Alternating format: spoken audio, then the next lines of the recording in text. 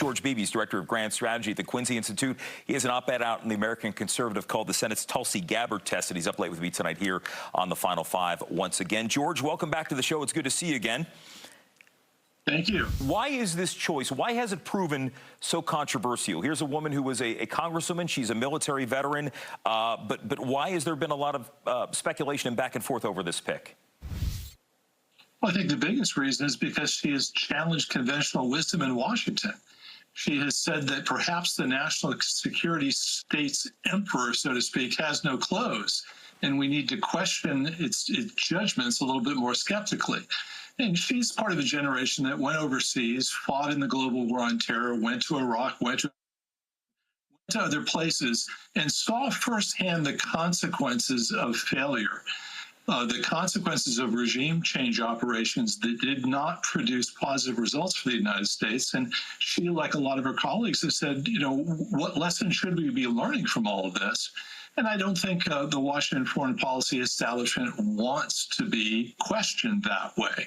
So that, I think, is essentially why we have a controversy over her nomination. And no doubt, in recent years, and you mentioned Iraq and the WMD assessments from, gosh, more than 20 years ago. But here we are at this point. There is still a lack of trust that a lot of Americans have in the intelligence community, and that the government, what we know and what they know, is not exactly what they're telling the American people.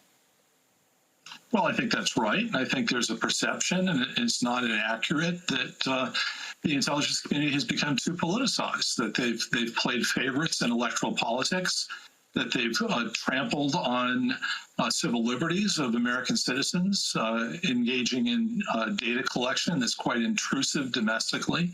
And I think a lot of people want the government to be more careful about ensuring that our foreign intelligence apparatus focuses on foreign intelligence, on the threats abroad, and doesn't stray into playing domestic electoral politics.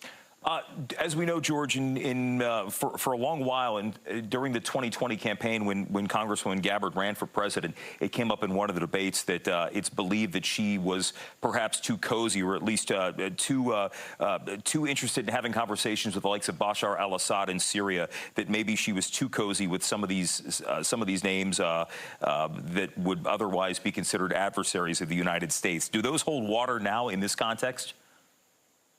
Well, I don't think so. I don't think she's ever pretended that the United States should be friends with these adversary states. I don't think she has any particular fondness for people like former Syrian leader Assad. She, in fact, accurately referred to him as a brutal dictator, which there's no question that he was.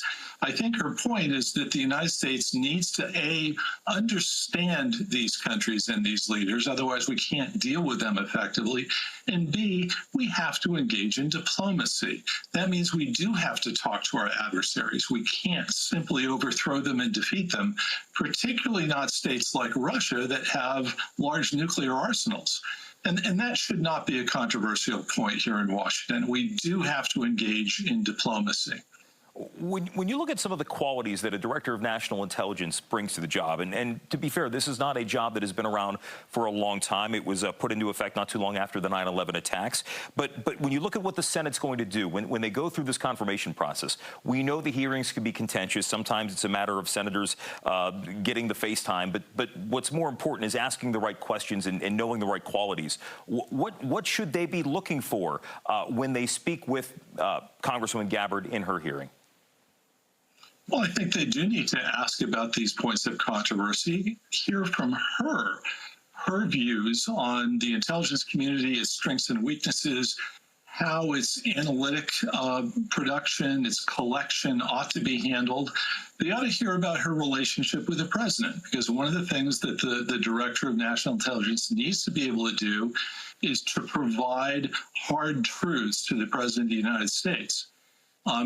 She needs to have his trust that she's going to tell it to him straight, that she's not going to try to undermine him, but also that when he needs to hear things that are real problems that he has to deal with, that she gives it to him straight. And I think part of what the Senate needs to do is ask her about how she's going to do that.